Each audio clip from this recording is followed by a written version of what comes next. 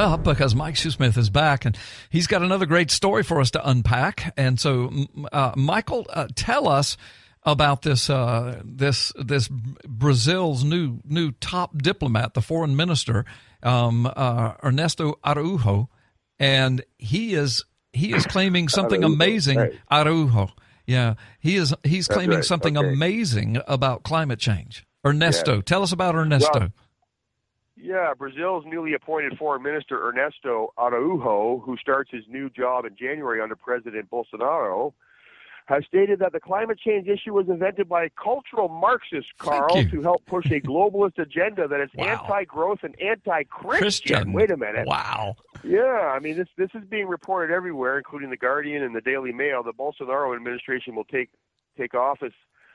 over Brazil's government on January the 1st. Bolsonaro selected Araujo to be Minister of Foreign Affairs on November 14th. Araujo is a career diplomat who currently heads Brazil's Department for U.S. and Canadian Affairs. So, Araujo, Carl, is not a neophyte. He has lengthy experience embedded in the global political structure, right? Yeah. This guy is an insider. Yeah, so he knows what he's talking about. He knows. He knows things, right? Yeah. He knows where the bodies are buried. Yes. So what does he say? So he has a blog, and he's written that climate science is a dogma, that it is pushed by cultural Marxists who want to undercut Western economic growth and promote a globalist agenda. Carl, yeah, isn't that exactly what we've been saying for years and years and years? He also says he wants to use his position to help Brazil and the world liberate themselves from globalist ideology, which he believes is anti-Christian in nature. Yeah. This dogma, he says, has been used to justify increasing the regulatory power of states over the economy and the power of international institutions on the nation states and their populations, as well as to stifle economic growth in democratic capitalist countries and to promote the growth of China. He wrote in a post last month entitled Hijack and Pervert. Wow. This guy knows things, Carl, and when he finally gets access to what's going on with Brazil's liberal government for the last how many years, I think we're going to hear more from this guy. He says an important part of the globalist project is to transfer economic power from the West to the Chinese regime. A key part of Trump's project is to disrupt that process, which is already happening, he says. All right, stop right there. That's an astounding statement. First, everything that he's already said. I mean, I love this guy. I'm thinking, if I ever have to live somewhere else, I'm going to go to Brazil, as long as that guy's in office. I mean, because he gets it. He gets it. And this is the stuff you and I have been screaming over the radio for the last 16, 17 years we've been on the air. And, and we've been called idiots and tinfoil hat and, don't you like science? And, of course, you know what you and I say about that. Well, really? Let's talk about, let's talk about transgenderism. Right. You don't like science? Let's talk about that. Okay. Right. But anyway, we'll get off of that for right now. But, so he comes along and listen, he's an insider, and listen to what he says. Right. You've already read it, but I'm going to say it again. Here's what this article says, folks. Araujo says, an important part of the globalist agenda is to transfer economic power from the West, and basically that means the United States of America, because we are the number one economic power. And then right behind us would be Great Britain, and then, of course, Canada's a part of all of that. So, I mean, the big Western powers transfer the economic power from the West to the Chinese. Wow. Remember when the Clintons were transferring information and nuclear information and financial information to the Chinese? Remember all of that? And we've been scratching our heads. Why is everyone's so infatuated with the Chinese? Well, here's an insider who now has a position of power, and he says, that's an important part of the globalist project. I know what I'm talking about. And then he goes on to say, a key part of Trump's agenda is to disrupt that process, and we're watching that happen, Mike. Go ahead. Right. No, he's been gathering information for years on all this stuff. Finally, he's in a position to expose it all. He touches on the science dynamics here. He says the climate scientists gathered some data suggesting a correlation of rising temperatures with increasing concentrations of CO2 in the atmosphere, but they ignore the data. By the way, I would go so far as to saying that much of that data that shows a correlation of rising temperatures and increasing concentration of CO2 was fabricated, Carl. We do have that evidence for that. Right. And they're ignoring the data suggesting the opposite and created a scientific dogma that no one else can challenge on pain of being excommunicated from good society. Right. This is just the opposite of the scientific spirit, he says. Yeah. So, I mean, this guy is going to be one that we're going to have to watch. And by the way, Bolsonaro is another one who's going to be coming out with some bombshells. You watch. And he touches on the socialism aspect of this. He said socialism is criminalizing faith in God. He said criminalizing patriotism, criminalizing biology by prohibiting the statement that a person is born a man or a woman. Thank you. Criminalizing competition, which he says sport is a fascist thing, I once heard a leftist colleague say. Criminalizing red meat, criminalizing air conditioning for climate science reasons, criminalizing beauty, criminalizing all Western thinkers since Anaximander. I have no idea who that is, but I will know next time I speak on the air. Criminalizing history and its heroes, criminalizing Disney movies, criminalizing love for children and ancestors, criminalizing oil or anything energy efficient and cheap. And then he goes, right before that, he says criminalizing everything that's good, spontaneous, natural, pure, criminalizing family, criminalizing private property, criminalizing reproduction, and everything. Brother, I mean, this dude, he gets it. He gets it, boy. He gets it. So we're going to keep our eyes on the Brazilian government coming in January 1st, because you know what? Trump really couldn't do a whole lot until he had access, right? Access to the papers, access to the numbers. Once Bolsonaro and his people get in and get access to the numbers, they're already very outspoken about their agenda. Now let's keep an eye on them and see if their agenda proves to be as profitable as I think it will be. That's good. Mike, tell people where to find you and how to get a hold of you. I hear the music. ppsimmons.com, ppsimmons.live.com. I love you guys. We'll talk to you next week. Okay, Mike, thank you for being on the air. That's Mike Schuh, the executive editor, PNN News and Ministry Network. Go find it at ppsimmons.com. All right, well, in the house with me today, my guest for this hour is Shad Olson, a dear friend of mine, dear friend of the Freedom Friday family and audience, and we want to welcome everybody back. But Shad, I'm so glad that you're back with us. And so, Shad, I was talking to you offline. I do want to get your take on this. I'm going to set it up because most of our audience and folks are joining us all during the show, but most of them heard Mike Schuh and I talk about this story. We talked about it for about 5 minutes, but I'm going to explain it very quickly, and then you just give all of your commentary on it, because you and I talk about this stuff all the time, this globalist agenda.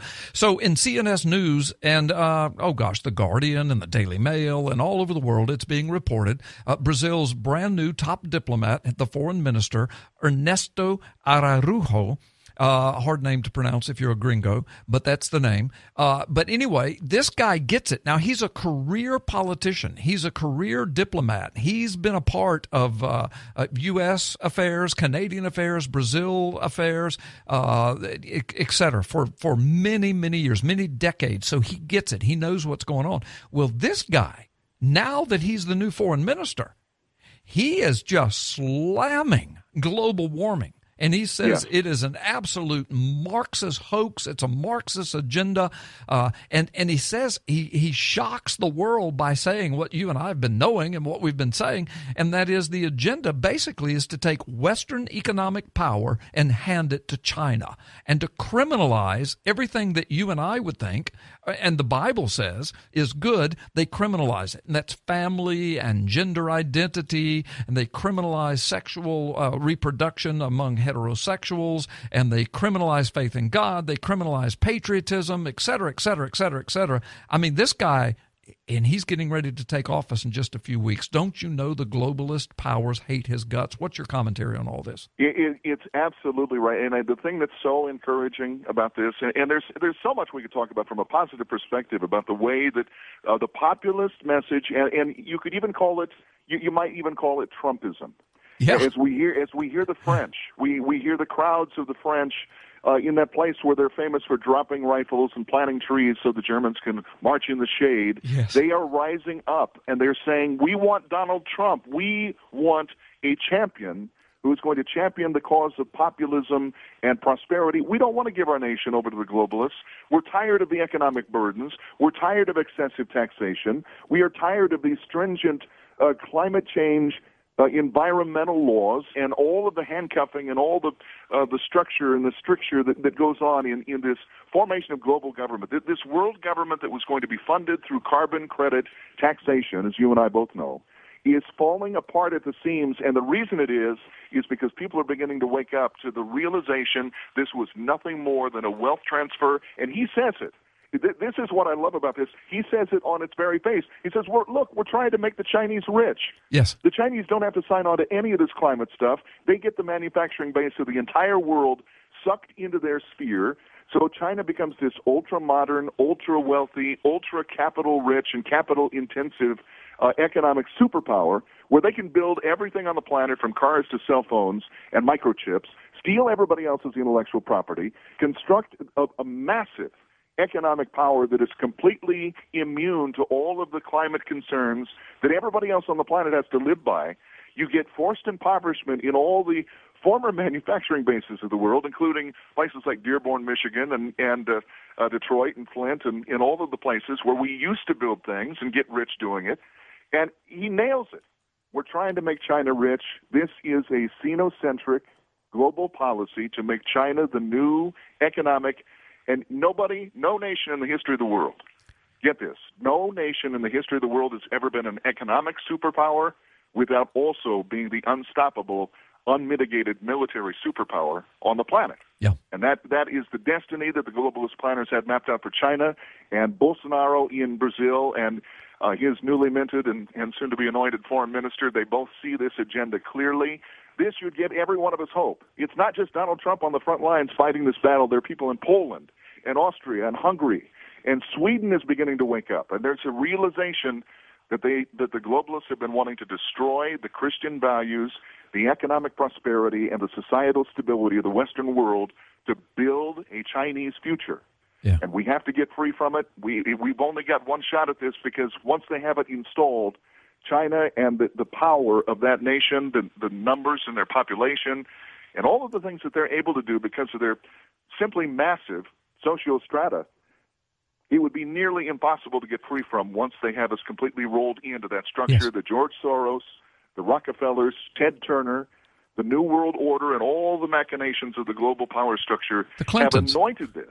The Clintons. Yeah. The Clintons back in the 1990s. You and I talked about that a couple of programs ago. Yeah. Most favored nation trade status, World Trade Organization status in the 1990s, that has facilitated the artificial rise of China into their place of primacy. Donald Trump is taking that apart. And you and I have talked about that a couple programs ago. We talked about the devastation of the Trump policies in the nation of China that has now brought us toe-to-toe and eyeball-to-eyeball in a stare-down that's not just economic, but potentially military as well. But Donald Trump is the man to win that fight, and it's so heartening to see other people speaking truth about this agenda in other places around the world. And listen, Obama was a part of that.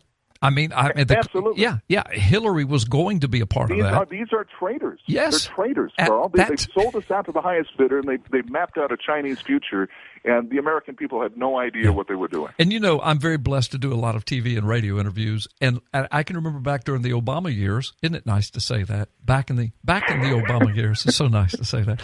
But anyway, I can remember, radio and television hosts just scratching their heads saying, what are they thinking? What's Obama thinking? What is Hillary thinking? What are they thinking? They're saying this, they're doing that. What? Little girls and little boys are going to shower?